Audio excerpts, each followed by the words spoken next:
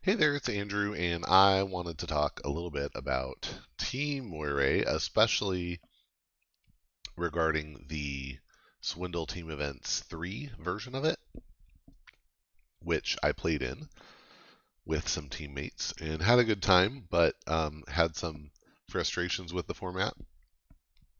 And so I wanted to talk about uh, those frustrations, what I think is wrong, what an individual can do if somebody runs an event of this exact format in the future, and lastly, what I think could be done to improve the format because it really is a good idea. It just I think needs a little tweaking, and so I hope I guess I'll say I'm a fairly critical person, but I don't think that means that I am trying to dunk on anybody or hate them. I really appreciate when people try new things and go out on a limb. That's really commendable. So I think as a community, if we're going to critique people running events, we really need to front load gratitude for them. And so I wanted to do that. I'm really grateful for Karen and other folks at Swindle who have been running this. I think that one might have been run by just Karen, but I'm not 100% sure. Anyway, it's great people over there, and they're doing a good job running a lot of different interesting events. So please do not take anything away from this as being like, I think they shouldn't, or they're bad, or dumb, or anything like that. None of those things are true. I think they're awesome and doing good things and trying new things. That takes guts and creativity, and it's awesome. And anyway, so just the the spirit of this is not to dunk on people who are doing things I haven't done. So, okay, with that out of the way, Team Moirai. If you haven't watched my talks or listened to me talk about adaptive and Moirai on their own, then I think that would provide important context. I think one of the maybe controversial for some people conclusions that I try to push is that in adaptive, you're pretty much always better off bringing the better deck to the match. And in Moirai, you're better off bringing three of the three decks that are similar power level but are all high power level.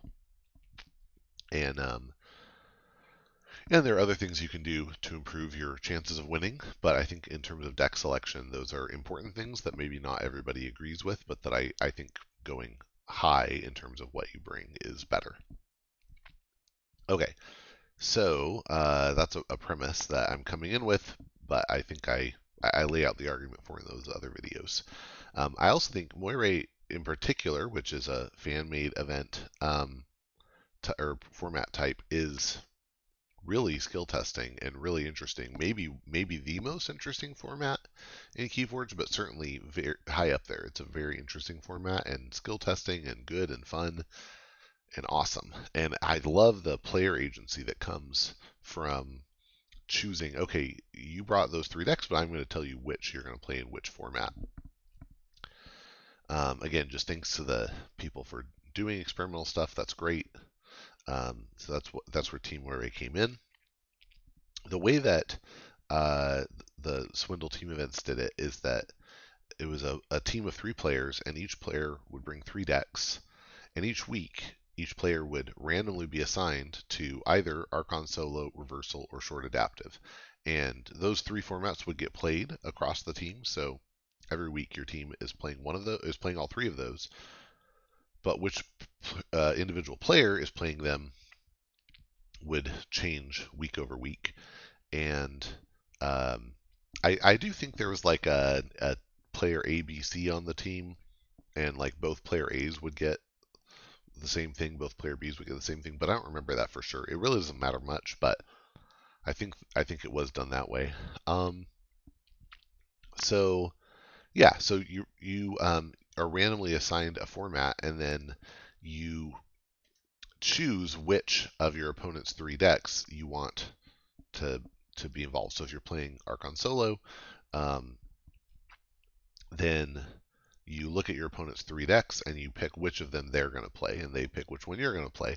If you're playing reversal, you look at your opponent's 3 decks and you choose which of those 3 you're going to play. They look at your 3 and choose which they're going to play.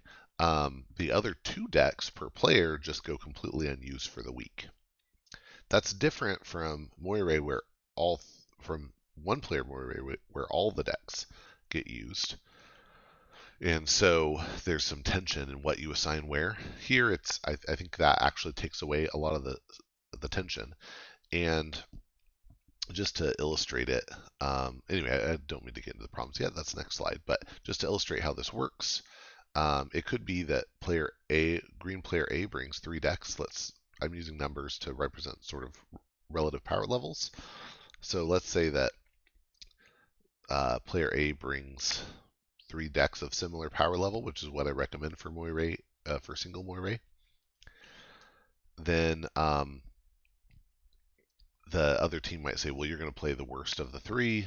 For reversal, they're going to say, well, I'm going to play the best of your 3. And for adaptive, it won't matter as much.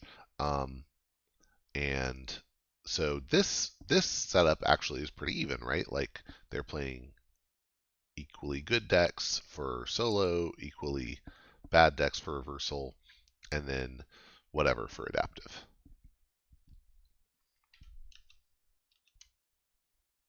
Okay, so what is the problem with this way of doing things? As far as I can tell, I'm working. If you're experiencing trouble, please give feedback through the Alexa app.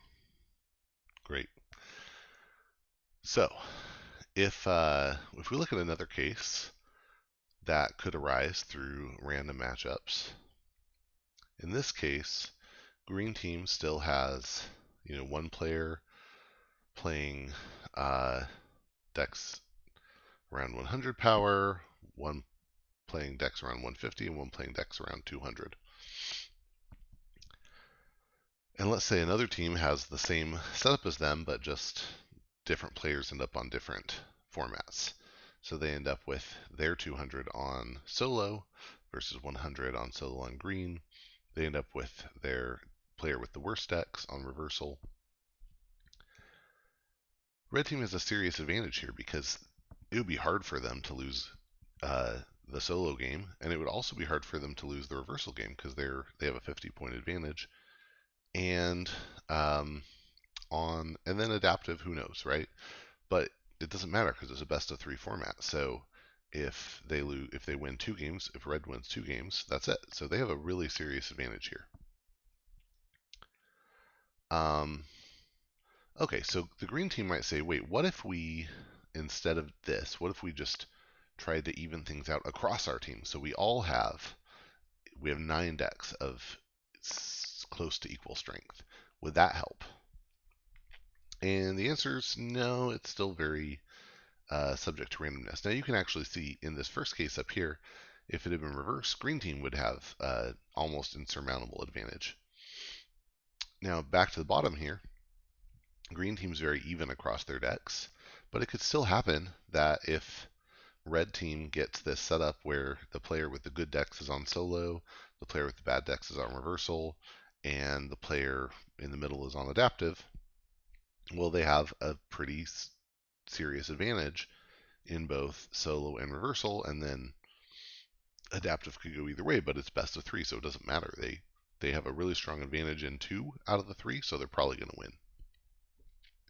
Now, it could go the other way, but is that fun to have, okay, this week we won, this week we lost, and it's all just who gets assigned which slot? That's not, to me, that takes a lot of the fun away. It takes away the agency. So what can you do about it as an individual player? You could just go with all high decks, all strong decks. So imagine this situation where, let's say I'm player A, I bring 3 decks that are really at the top of the food chain, and then we'll consider this other team, red team, and they bring decks that are kind of all spread across, and then we'll consider what it would look like in each possible setup that could happen here. So we'll imagine, whether I'm playing against their high power deck at solo, adaptive, or reversal, and so on for everybody. Um, if I'm matched up against their high power player for solo, it could go either way. For reversal, it could also go either way because we're about even. And for adaptive, yeah, it would depend a lot on the chain bidding and skill and luck of the draw. So this is great. I mean, this is actually really good, right? It's going to come down to draw and skill, and that's excellent. Now, what if I get paired against the person with the low powered decks? Well, if I get paired against them for reversal, then I'm almost certainly going to lose. If I get paired against them for solo, I'm almost certainly going to win. And if I get paired against them for adaptive, then it's about even. Although, if you believe my arguments in my video on adaptive, then I think I would actually have a slight advantage there. So, about even on this first person. Uh, could go strongly either way, or could give me a slight advantage in the middle. Okay, or for their low-powered player. What about if I get the middle player? Well, again, on adaptive, I think I have a slight advantage.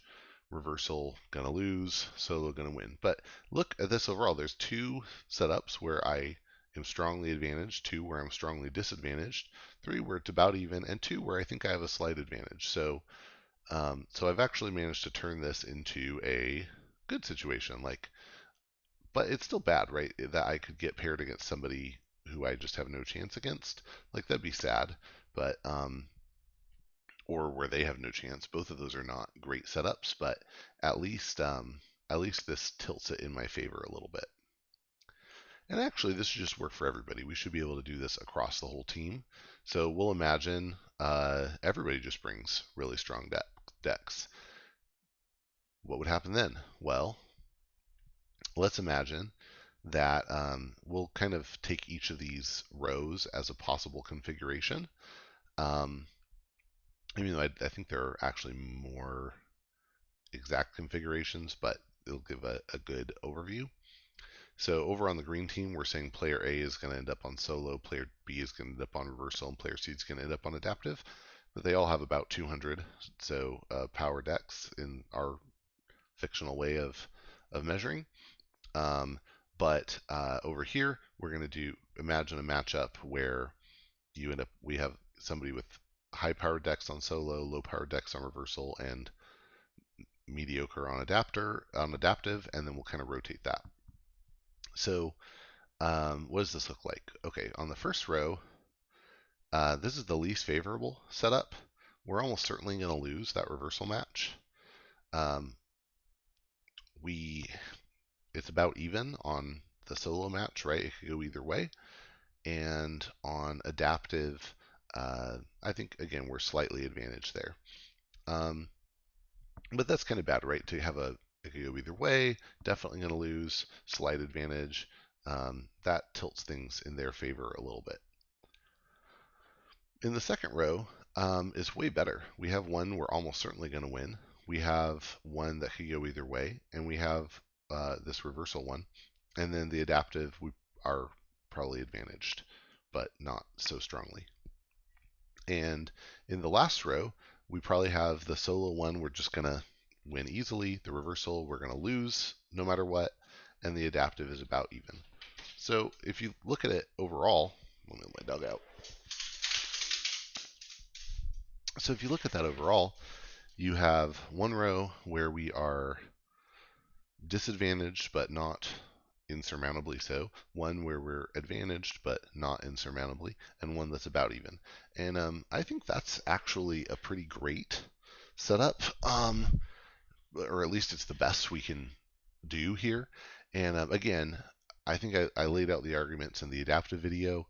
You could do a similar thing where you just go low on all of them, but then I think that turns these light green puzzle pieces to light red, where you're slightly disadvantaged.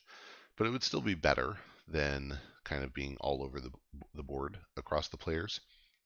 I still don't like this though, that you're getting, you could still uh, whether you're going to be advantaged or disadvantaged is about which order the players end up shuffled into. That just seems bad to me. So we've made the worst case and the average case probably both better.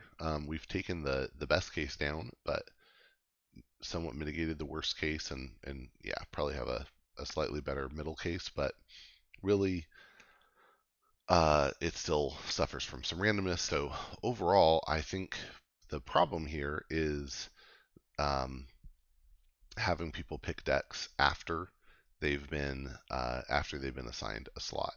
And so um, if you were going to actually just change the format to make this better, but I do really want to say, I think if you end up playing a format like this, this is the best strategy you could do.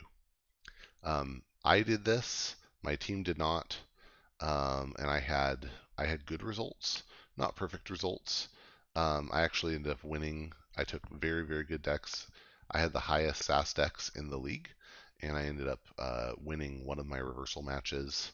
I think all my solo matches and one of my adaptive matches. So it definitely um, gave me a better record. Um, but overall, we didn't do this across the team, and I think that would have been a better way to do it.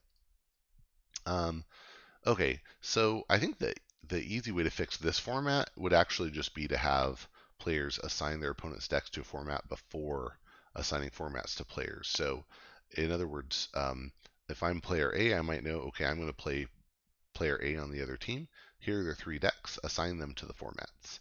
And then we would be told what format we're actually playing. And so we would have all the three matchups set, but we would only play one of them. I think that would be a way to fix this um, so that people can't abuse the power differential quite as much.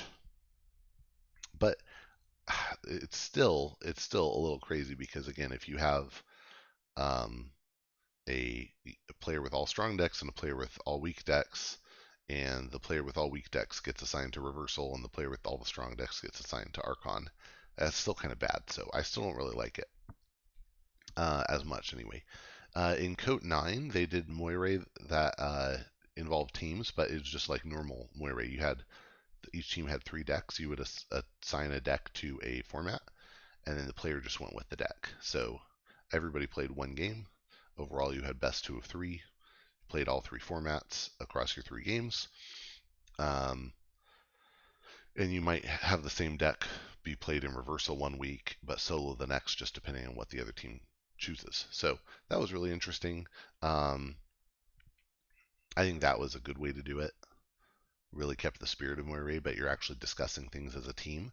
Another way to do it would just be to have each player play a full Moirai. So you would have three matches that were each best of three, and then if you had two players on your team win their matches, then you would win for the week or for the team matchup. And the last option, this is an interesting one, I think, would be to have each player do a full Moirai, but you do a best of nine. So you could end up in a situation where, like, your first, players A and B each go 1-2 and lose their matches. So under this third option, they would lose the full team match. But in this case, if the last player went 3-0, they could still push it over the edge because then they'd be 5-4. Um, so just do best of nine across all three players. I think that would be pretty interesting, but that's a pretty serious time commitment. So I think if you're gonna try to do a team warrior where you have everybody just playing one game, then I still like the Coat 9 version a little better.